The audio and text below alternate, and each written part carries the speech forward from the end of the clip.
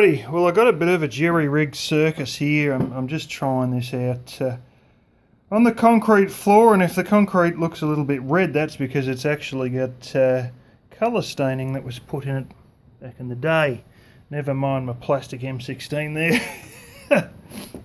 Anyway, it's a bit of a circus, but it's sort of working.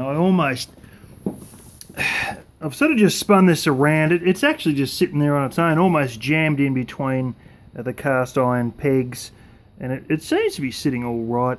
It's fairly low. It's about in the flame height that you sort of want it. If you put it higher, it doesn't warm it as well as if you sit it down a little bit closer than the actual height of your pot pegs or whatever you want to call them. The water coming in is probably about fridge temperature. That's part of bits and pieces that got modified of late, and it seems to be coming out fairly warm. There was like a bit of a kink there before. It's not too bad. I've accidentally sort of almost kinked that. It hasn't actually caused it to crack, but it's not as good as you could have.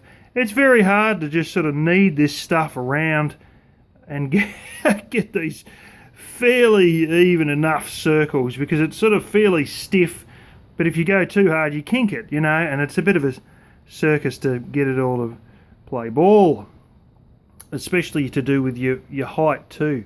You'd be surprised at how cold that is right there. It's fairly cold actually, so that's not in any danger there, although I might put a little bit of a heat shield there in due course. I'm intending to use very thin layers of what's his name, cement, like not cement fibre, like actual cement, almost like pavers.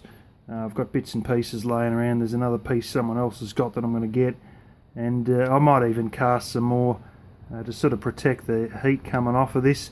I might experiment with sort of sitting like a tile or something over there just to hold the heat in a little bit more, like just, you know, so it doesn't just waft straight up. And I may indeed just use this aluminium pot just to sort of experiment to try and get the temperature up, because I think it's a lot of the heat's just disappearing straight away because there's nothing to sort of keep it down. And that's, you know, some of the methods I've seen it sort of, it doesn't have a roaring straight flat out chimney. You know, they sort of try and make the best use of the heat they can by building the element fairly high, you know. But yeah, it's going to be good just to turn a tap on and you know, just grab the stove lighter and actually just, you know, flick them on and off you go, versus all this bullshit with these dying 6-volt batteries that are going to be recharged, and then you charge them, or you go to have a shower late at night and then you realise the battery's flat, so you got to sit around for another hour and a half waiting for it.